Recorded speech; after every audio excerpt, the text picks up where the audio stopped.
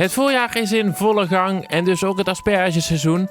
En daarom zetten we de helden van Pelemaas in het zonnetje en ontvangen ze een luxe aspergepakket. Vandaag zijn we op weg naar Baarlo, want daar verrassen we Piet van der Haas. Voorzitter van onder andere de Volksfeesten in Baarlo, medeoprichter en secretaris van Stichting Baarlo Leeft. Bestuurslid bij het dorpsoverleg. Ja, wat doet Piet eigenlijk niet? Hij is sinds december 2020 officieel met pensioen na 37 jaar als teeltadviseur voor Merthus te hebben gewerkt. En hierdoor heeft hij nog meer tijd voor al zijn bezigheden. En dat zijn er nogal wat. Op weg naar Piet voor het aspergepakket. Piet, goedemorgen. Je zult wel denken van wat overkomt me nu allemaal. Maar zoals je weet is de asperges weer aan het groeien. Het seizoen is begonnen. En als de asperges groeit en het seizoen er is, dan is ook het aspergegilde actief. En wij hebben dit jaar als gilde bedacht om eens wat lokale helden in het zonnetje te zetten.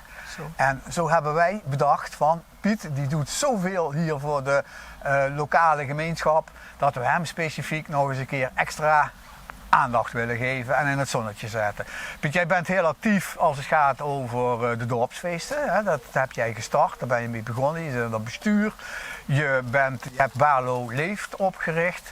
En je bent ook heel actief bij de dorpsraad.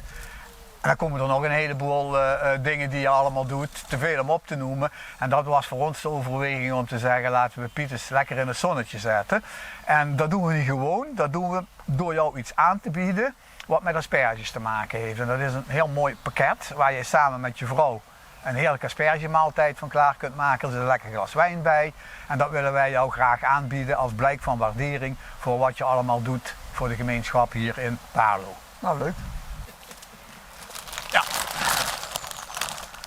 Piet, dit is het pakket. Daar zit alles in om eens lekker asperges te eten. Ook asperges? Er zitten ook asperges in, jazeker. En wat er ook nog in zit is een strippenkaart waarmee je op een aantal plekken hier in Pelemaas bij onze vrienden van het Gilde, dat is de horeca, een kop koffie kunt drinken met iets lekkers erbij. En er zitten gewoon een aantal plekken bij waar je die kunt inleveren. Terrassen zijn weer open, dus het kan weer op het ogenblik. Ja. En ik hoop dat je er heel veel plezier van hebt en dat je er ook echt gebruik van maakt. Zullen we tijd voor vrijmaken? Alsjeblieft, Piet. Dank u wel. Mooi, dank u wel. Mooi pakket. Goed stevig, dus moet je blijven werken, anders maak je het niet, hè? Ja, Piet, geniet ervan. En wij hopen dat je dit nog heel veel jaren kunt blijven doen. Ja. Voor je zinvolle werk voor de gemeenschap van Baarlo. En waar toch iedereen blij van wordt, mag ik aannemen. Met goede voeding moet het zeker lukken. Oké, zeker.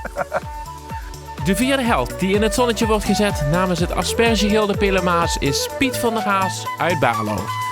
Tot zover deze uitzending. Graag tot over 2 weken bij een nieuwe held die in het zonnetje wordt gezet.